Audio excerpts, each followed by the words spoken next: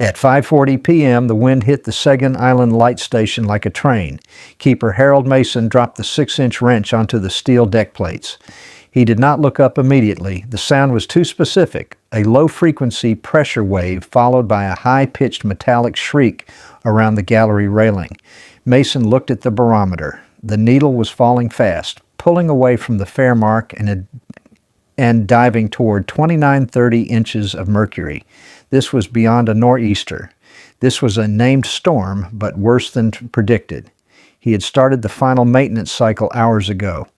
The Coast Guard warning had been a routine formality then, advising small craft to return to harbor. Now the wind was an active, growing threat. Mason moved quickly to the lantern room at the top of the tower. He checked the Fresnel lens, a 3-ton cathedral of brass and polished glass. He ran a clean cotton rag over the bullseye panels, ensuring the optics were perfect. The lens rotated smoothly on its mercury float bath. He checked the light bulb bank, confirming the primary 1,000-watt bulb was locked and the automatic changer was functional. The light needed to burn clean. It was the only reason he was there. Mason descended the iron spiral staircase to the ground-level machinery room. He verified the backup diesel generator. The fuel lines were clear, the oil pressure was good, and the cooling water lines were sealed. He topped the day tank with clean diesel, the smell of petroleum sharp in the closed space. In the adjoining radio room, the speaker crackled with static and urgency. The voice was distorted but clear. Coast Guard Station 2, Portland. Light Station 4 Alpha, this is Portland. We are upgrading the storm status. This is a Category 2 system tracking directly over your coordinates. Winds are reported at 80 knots and rising. Repeat, mandatory evacuation is in effect. Mason picked up the microphone. His voice was steady. Matter of fact. Portland, this is 4 Alpha. I copy mandatory evacuation. Stand by. He put the microphone down and checked the fuel levels one last time. Below the main platform, the sea was already churning white. The normal waves were gone, replaced by surging foam and dark, fast-moving water.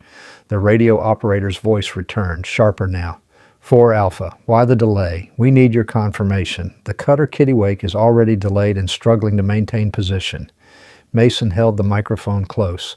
Portland, I have completed all storm preparations. The light is burning. I need to know how many vessels are still unaccounted for in the 10-mile sector.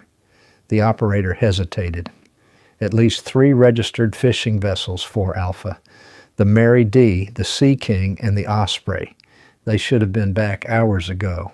Mason paused. The Coast Guard was worried about him. He was worried about them, but the vessels were out there. They needed the light. He took a deep breath, the cold air rushing down the stairwell. He knew the regulations by heart. A mandatory evacuation was final. Failure to comply was a court-martial offense. But the light had never been out during an active storm since 1857. That record was not a personal goal. It was the foundation of maritime trust. He looked out the thick glass porthole, his gaze sweeping the violent sea. He could see nothing but spray. He imagined a lost skipper pushing through the foam, searching for the 10-second flash. Mason picked up the mic. The wind howled a counter-argument outside the thick stone walls. The decision was made. Light Station 4 Alpha, do you copy? The Coast Guard officer's voice was high-tension wire over the radio. Mason's hand tightened around the heavy black microphone. The tower vibrated with the impact of the first massive wave that fully crested the foundation ledge.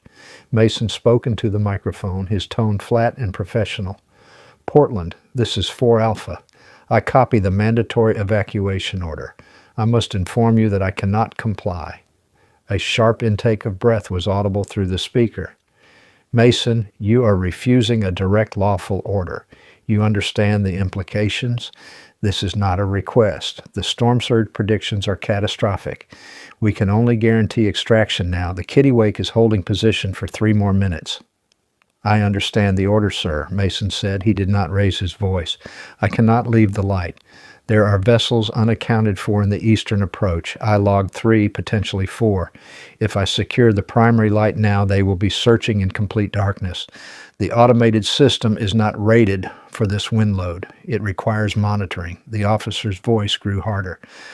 Your life is not worth the risk, Mason. The light will have to be secured. Duty ends where reckless endangerment begins. You are to secure the light, lock all access, and prepare for immediate hoist. Mason moved to the radio's main power switch. He had already gone through the sequence in his head. The evacuation was a failure of the system, not a failure of duty. His role was singular. Sir, with respect, my duty is to keep the light on until the wind drops below 50 knots, or until all inbound traffic is confirmed docked. I am proceeding to Level 3 Storm Protocol. He pushed the talk button one last time. This will be my last transmission, Portland. I am securing the radio for flood prevention. Good luck and Godspeed. He did not wait for a response. He flipped the main power breaker to the communications line. Silence replaced the static and the officer's distant urgency. He was isolated. Mason began the final steps for isolation. He moved through the tower, checking the thick brass locking mechanisms on every hatch. He sealed the upper wind vents with steel plates and tightened the last bolts with a heavy crescent wrench. The wind's howling had become a dense physical roar, like standing inside a massive, unbalanced engine. He descended to the supply rooms, checking the backup fuel drums. The tower was shaking now, a low, continuous structural vibration that made the deck plates hum. In the generator room, the smell of salt and wet iron was becoming stronger. He knew what that meant. The base seals were compromised. He checked the generator's battery bank, fully charged, but only a backup to the main grid. He checked his tools, a flashlight, heavy graphite grease, a small box of emergency fuses, and the antique brass lamp kit. The water was already splashing the granite foundation, not in drops, but in solid sheets that slammed the stone. He felt the light station become a ship at sea, not a tower on land. Mason walked back up the stairs, the air pressure changing with every foot of ascent. He was completely alone inside the 100-foot stone column. The light was still flashing, a brief 10-second slice of reality cutting through the swirling dark. He reached the lantern room, the glass vibrating so violently it created an audible hum. He looked out one final time before the sky went completely black with the storm's core. The isolation was complete. The work was about to begin. The storm intensified with a savage, escalating roar. The noise was no longer air moving over stone. It was the sound of metal rattling against metal, of tons of water hitting the lens gallery glass like a cannonade. The glass of the lantern room was humming so loudly it hurt the ears. Mason stood at the base of the rotating lens, checking the mercury level. At 9:17 p.m., the beam vanished. The loss was instantaneous and total. The powerful white light, which had been the only constant in the black chaos, was simply gone. The sea outside went black. The darkness was absolute, thick and disorienting. Mason's world narrowed to the sudden metallic clack of the automatic transfer switch, ATS attempting to shift power sources. It failed.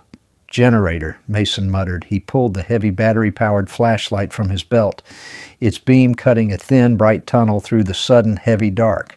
He took the winding stairs at a controlled run, his rubber boots thudding on the metal treads. The generator room was already hostile. The floor was flooding with a foot of black, oily seawater. The air was heavy with the smell of salt, hot metal, and diesel fuel.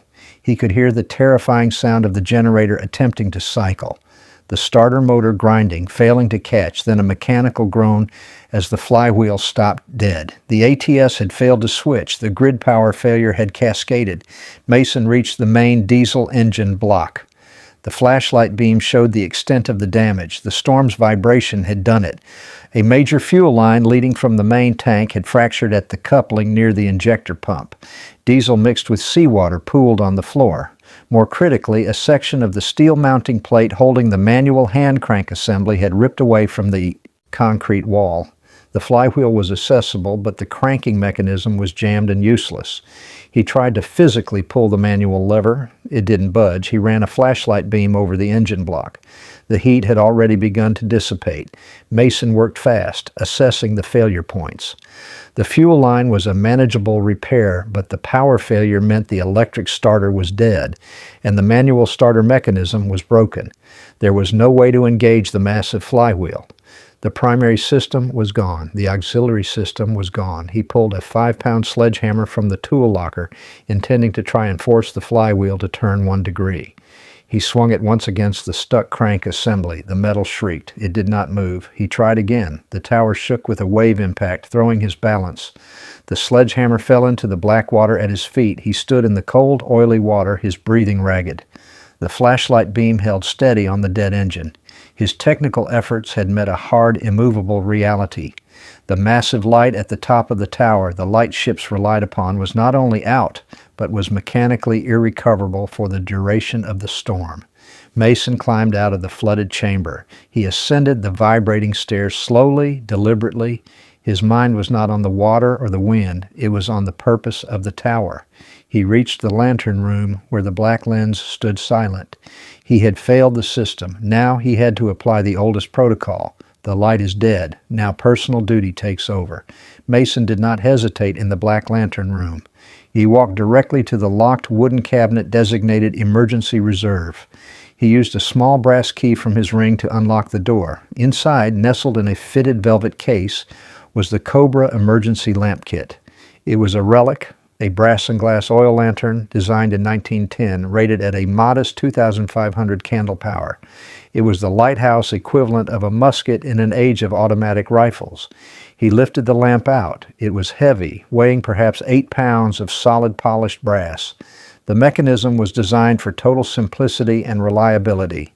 He placed it on the maintenance bench and opened the lantern's oil reservoir.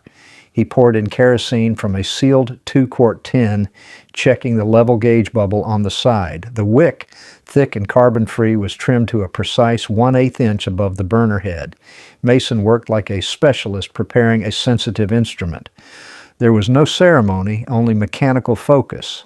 He checked the tripod mount, ensuring the leveling screws were clean and functional.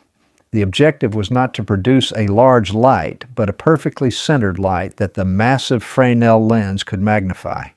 The multifaceted lens had been designed to amplify the light of a simple oil lamp, and now, over 50 years later, it would be called upon to do so again. He took a match from the waterproof brass tube and struck it against the stone wall. The small sulfur flame wavered violently in the air currents rushing down the stairwell. He lifted the glass chimney and held the match to the wick. A single thread of yellow light ignited.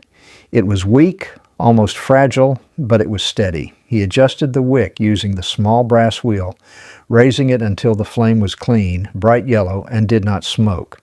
He lowered the chimney and locked it down. He carried the lamp to the center of the lantern room. He placed it carefully on the central pedestal, a brass tripod stand that sat where the main bulb socket would normally be. He adjusted the 3 leveling screws until the center of the flame was precisely aligned with the focal point of the massive Fresnel lens. The light, though small, was now being collected by the 3-ton optic. The result was immediate. The single small flame was gathered, focused, and projected outward. The small, constant flame was magnified into a powerful, directional beam of light. It was not the crisp white flash of the 1,000-watt bulb, but a steady golden yellow line that cut through the pouring rain and spray. A beam was born again. It was a visible signal. It was a chance. Mason checked his watch. 9:45 p.m. He had lost 30 minutes. The emergency light was burning. Now the remaining problem was the rotation. The 3-ton lens was designed to rotate electrically, driven by a clockwork mechanism or the primary motor. Neither was working. The entire 3-ton assembly was resting on the mercury bath, friction-free but inert. It would not turn on its own. It needed a human force. He looked at the heavy brass wheel connected to the driving gears. He was the motor. The storm howled outside, briefly quieting as the system's center churned. This was the moment of tense calm before the full manual effort began. The brass driving wheel was cold and slick. Mason wrapped a leather strap around the rim to improve grip, then planted his feet. The Fresnel lens assembly sat on a frictionless mercury float, but starting 3 tons of mass required significant effort.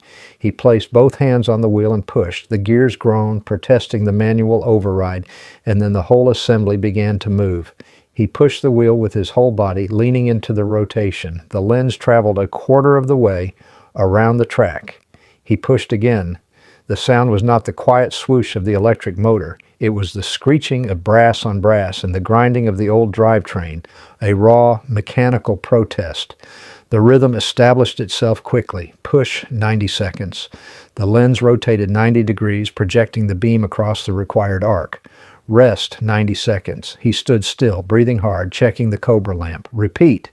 Sweat started to bead on his forehead, a sharp contrast to the cold, wet air rushing into the lantern room.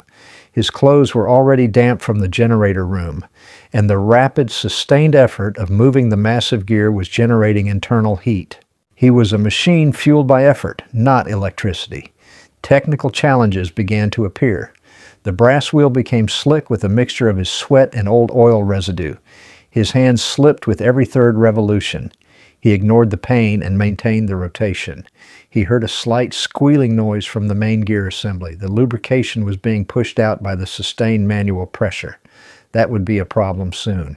He paused during a 90-second rest to check the flame. The wick had begun to smoke slightly, leaving a thin film of soot on the inside of the glass chimney. A smoking wick meant a diminished light beam and a risk of cracking the lens glass. He carefully opened the glass chimney lock, quickly trimmed the wick with a small pair of shears, and relocked the chimney. The adjustment was perfect. The light steadied. The storm was now at full power. The walls of the stone tower groaned, a deep, resonating sound of material stress. The windows were bending inward under the wind pressure, the heavy glass flexing visibly. Every wave impact felt like a physical blow to his spine. He started the cycle again, hands finding their grip on the leather-wrapped wheel. Push, stop, check. The cycle became a hypnotic, punishing necessity. He was no longer thinking about the ships or the Coast Guard. He was only thinking about the next 90 seconds of rotation. During the next rest cycle, a terrifying sudden crack sounded in the glass. The intense heat of the lamp, combined with the extreme cold air rushing down the stairwell, had caused a thermal stress fracture in the old glass chimney. It was a hairline crack, but it was growing. If the chimney failed, the lamp would flicker and go out instantly. Mason instinctively pulled off his thick wool glove. As the lens rotated, he reached into the small access door and shielded the cracked side of the chimney with his bare hand, absorbing the shock of the incoming cold air and the vibrations. He held it there for 10 seconds, the heat stinging his palm. He pushed the wheel again, his ungloved hand now committed to the process. The pain was irrelevant. The lens had to keep turning. The wave hit the light station like a controlled explosion. The sound was deafening, a wet, percussive thum that rattled every bone in the tower. The entire structure pitched slightly. Mason was halfway through a rotation when the lower observation window shattered. The window was on the second level, a thick wired glass panel. The force of the sea had exceeded the structural rating. The resulting wind suction up the stairwell was enormous, roaring up the tower and hitting the lantern room like a vacuum cleaner. He could smell the cold, sharp seawater immediately. He stopped the rotation immediately. The light beam froze, pointing static into the darkness. He grabbed the emergency flashlight and ran down the winding staircase. The second level was chaos. Freezing seawater was pouring in through the jagged hole, flooding the floor 2 feet deep. The wind was whipping the water into a violent, stinging spray. Mason waded quickly to the emergency supply locker. He grabbed the plywood patch, a pre-cut panel designed for this specific window, along with a box of heavy-duty lag bolts and a battery-powered drill. Working in the freezing water was a battle against physics. His hands went numb instantly. The drill shook violently, the power draining quickly in the cold. He had to hold the heavy, wet plywood against the hole while attempting to secure it. The water pressure was immense, pressing the plywood inward and making alignment impossible. He wedged his shoulder against the plywood panel and managed to start the first bolt. The drill whined, the steel cutting slowly into the thick wooden frame. Water continued to spray through the gaps, hitting his face like birdshot. He completed the circuit, 8 lag bolts around the perimeter. He tightened the last one with a heavy ratchet. The plywood was flexing visibly under the constant punishing pressure of the sea, but the flow of water was now reduced to manageable leaks. The immediate danger of the light station being flooded was contained. The air pressure in the stairwell dropped instantly, a physical relief from the violent suction. Mason climbed out of the water, soaked from the waist down, his boots heavy with sloshing water. His clothes were instantly freezing in the wind tunnel of the stairwell. He did not pause to change or warm up. He was already ascending, driven by the knowledge that the light had been static for 12 minutes. He reached the lantern room. The cobra lamp was still burning. The flame steady, the chimney still holding despite the vibration. The light was alive, but it was deadlocked. He wiped the brine from his eyes, ignoring the stinging. He moved back to the brass driving wheel. He did not waste energy thinking about the cold, the pain, or the near failure. He only focused on the heavy brass rim. He wrapped his ungloved, numb hand around the leather strap, planted his feet, and began to push. The grind of the gears restarted, the powerful gold beam sweeping the dark sea again.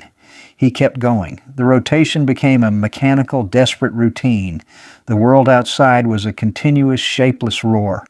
Time had ceased to be measured in minutes and was now counted in rotations. Push, breathe, check flame, wipe sweat, repeat. The friction in the gears became unbearable. The squealing noise was now constant, a high-pitched metallic complaint that cut through the storm's roar. Mason knew that metal-on-metal friction would eventually cause a complete seizure. He stopped the rotation on the south-facing arc and secured the wheel with the brass brake clamp. He retrieved the can of graphite grease. Working quickly with his aching, numb hands, he applied a thick coat of the heavy black lubricant directly onto the main gear teeth and the friction surfaces of the drivetrain. The cold made the grease stiff, but he forced it into the mechanism. He checked the time, 3 a.m. He had been rotating the lens for 5 hours. He restarted the rotation. The difference was immediate. The screeching was replaced by a smooth, low whirring sound. The effort required to turn the wheel dropped by 20%. It was a temporary reprieve, but a necessary one. Fatigue was the next enemy. His body was operating on the shallowest reserves of energy. The cold had penetrated his soaked trousers and jacket. His movements, though still functional, began to slow.